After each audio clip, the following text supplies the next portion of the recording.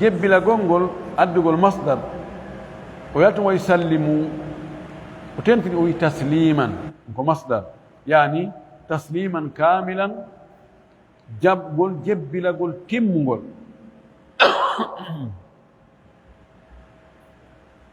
mana mum o wi ɗo ko yontigi yahu nelaɗo ñawana yo ɓernde makko nden yaaju ko nelaɗo ñaawi kon yo jaɓu ɗum o weltora kadi ɗiɗo tati o wi so ɗiɗo manki haray limanu makko on fayda ko riwi ɗum ko seeɗa sino lutti fa hadar ayuha almuslimu an yantafiya anka al imanu ko an yo julɗo rentude wota limanu o riwo e ma taliwa limanu o ɓooro e ma fi ñaawore masala shariyankojo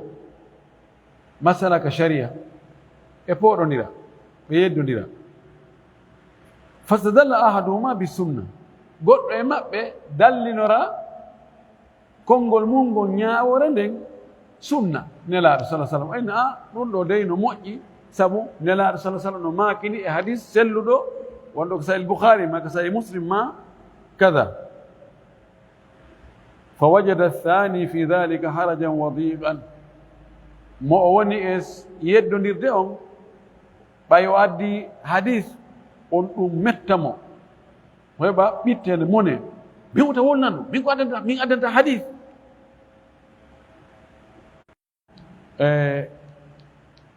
oɗo yiɗiri nde oɗo yaltata accita mo o jokki on mo o iwtiri ɓawa mum mo woni e ñentinde on o jokka sunna tawi no metti mo ko waɗi ko oya dallinori kon hadis o omono mi accita si waɗi ɗum minen karamo ko amen kañum annda ɗum karamo ko amen wolnaɗe men hande ma minen madhabu amen o na ɗum madhabu imamu kaarijo madhabu cheikh kaarijo madhabu docteur kaarijo madhabu cheikh kaarijo no lutode ɗum ɗo mono ha ko waɗi oɗa falama ittugol mo e on madhab mo woni e muɗum ma on mo jokkuno nono ɗoyti en wiyata limanu ala kono no ɗoyti de li anna al mumina haqqan sabu julɗo tigi tigi julɗo haqiqa huwa alladi ida dafara binnassi min kitabillahi wa sunnati rasulihi sallllahu alayhi wa sallam ko on mo tawata si gañike si heɓi si malirama heɓugol ƴi'al immorde e Allah ka deftere makko ma immorde e sunna la sallah sallam ƴi'al hollungal ñaawore hunde kaari o heɓi ɗum hari o anda fa ka annama dafara bi akbari ganimatin yafrahu biha haray a sikkay o heɓu ngalu ɓurngu hittude ngu o weltorta tawa no wawi so haɓɓi hocci kaɓɓi dollar million dollar no weltata ɗum ye mi hocci jama ye ko ka gaare jiɗu gaare nogay e joyi ye ndeɗo ko be état on anda fi mayre no o weltorta ɗon noon no foti si tawi hari a anda ñawore masala sharia yanko hari ɗa jokki tun woɓɓe ɗa ñentini woɓɓe ɓayan a anda jaka noon ɓen no falji e on ɗon masala Allah faabike ma ado mayde arandema a andoyi ka alqur'ana ma ka sunna nelaɗo wonde jaka nanum Allah hollima noon gonga kan a fota e weltade a hocci jama a hocci kange a hocci dola buy pumpuru haɓɓere dola molanande kono hanuno kono noon ko si Allah yanñi ɓernde nden ويقول إن الحمد لله الذي هداني لهذا yettore wodani Allah fewndulan haa mi yi ɗum ɗo fewndulan e ɗum ɗo addimmi haa mi yi ngal ƴiyal alqur'ana ɗo ma o hadisnaɗo sallllahu alayhi wa sallam wa fulanun alladi yataassabu li ra'yihi wa yuhawilu an yalwiya a'nagal annususi hatta tattajiha ila mo eto kadi wurin an yalwiya nde o ɓoylata a'nagal nususi daaɗe ƴi'e ɗen hatta tattajiha ha ɗum fewtira ila ma ɓoyla dan nden fewtira ga to o yiltoto ni kisan o yarani ɗum ɗo ko nandingol ko balaga o tashbihu almanawi bilhissi joni ƴi'al ka alqur'ana ka sunna wona hissi ko manawi nandingol ɗum ɗon yiltugol ma'ana aya on tawa aya on ko ɗum ɗo tindinta ko ɗum ɗo feeñi aya on kono konko aya on tindinta ɗon kanko na ɗum o faala o waɗa mo ta'awil o naɓira mo gano he na ɗum ko feeñi toon faanda hey ko ɗum ɗo woni ko faanda ɗum ɗon nandina e nanguɗo daabe humi mo ɓoyɗi mo fokkitiri ga turnini mo naɓiri mo ga no nandi ka woɓɓe noon ko noon watta si ɓe jingani hunde ɓe yiɗi ɓe tambike wona ya yiitu ella mum na kala dalil lundiɗo ɗum ɗon wa'ay wa ko woɓɓe go addata goɗɗum goo na aya addata dallinora ha o jaɓane wona hadis addata dallinora ha o jaɓane ko yawino ko inni heyi o wi kaari to tampin hoore ma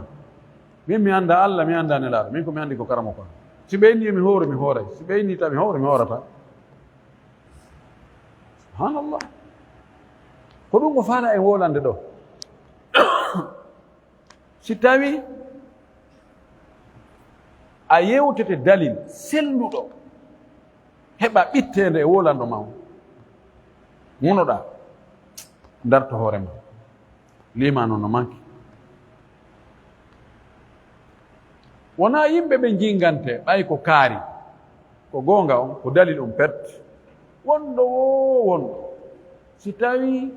feere makko nde madhab makko golle makko ɗe luutondini e ko nelaaɗo addi kon on ɗon gaarumoɗa taban a wiyaka ya hay ko mo fewu kono noon masala ka o falji ɗon ɗon ko jokkataake ka o hawrodiri e sawaba ɗon hatta jokkama ko waɗi ay gooto ko Allah to woni faljata nula ɓen woni tabintintaake e faljere luttuɗo o faljay ka o falji to na yo jokke kono si tawi ko seeɗa o falji ta ɗum ɗon bonnutu kadi ka o hawrodiri e sawaba ton haray paanno gayne dambugal ngal ɗo kono ɗum sikka ɗum ɗo wawa gasde tan daroɗen wona ɗo inchallah en torki Allah subahanahu wa taala hawrinen en e sawaba yo waɗu en hara ko en jokkuɓe sunnanelaaɗo sallah sallam hara ko sunna on ɗo wata en hara koyen iwtiri ɓaawo hadisaji ɗin e ayeje ɗen kaɗon no rewni en o hara ko ɗon rewten hara no wawi wa jogitiɗo tereng wa ampiɗo tereng kaka o naɓirma o hara kadi ɗa welti yo Allah jaɓan en ɗum o waɗa en ɗum o waɗana en ɗum o faamina en ka dina faamo sellude o tabintina en e hoore peewal ngal e hoore kolol Allah hada wa sallllahu wa sallam wa baraka ala nabiyihi l amin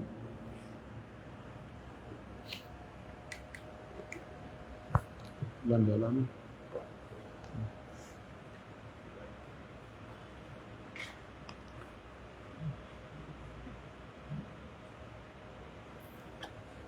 شكرا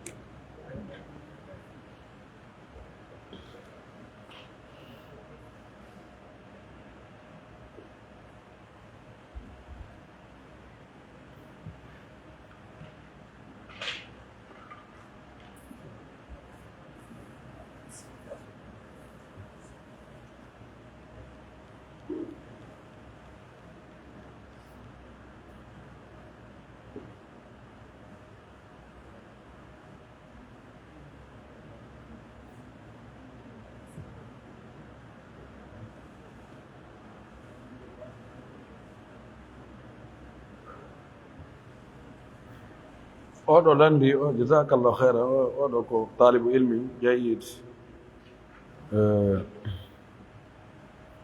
wiɗo fadlatu cheikh ma hukumu ما حكم مساعدة مساعدة شخص بالمال ليتجر به وهو لا يعرف أحكام التجارة لكم الله خير وكون نياوري واللي تقول واللي رمو جودي في نجولور دين جودي كونو أندا نياوجي نجولا ياغال فيو كون أنتو ربا وني ألا كون هارمي بيبلي kanjula yagal ka yeygol e ka sodugol o anda fus kono noon mo andi natirde yaltira madina dagi ka jonnamo jawdi yo njulo kono wasiyoɗamo yo eto anda ko harmi e ko dagi e nder njula yagal ɓay si a gollude hunde a andani ñawoje mayre a yana e faljere ko wakkiliɗa o on julaɓen no foti hay si ɓe andani ñawoje hajju ñawoje korka e goɗɗe goo ñawoje goɗɗe goo e goɗɗe goo kono kaɓe woni finde dawa ɗon kaɓe woni ne'irde ɓeygure maɓɓe ɗon kaɓe woni faggade ɗon yoɓe to ɓe anda ɗon de koyema jango ma alanta ko on ɗum hatta on jonni kuuɗi yo julo o wasiya ɗum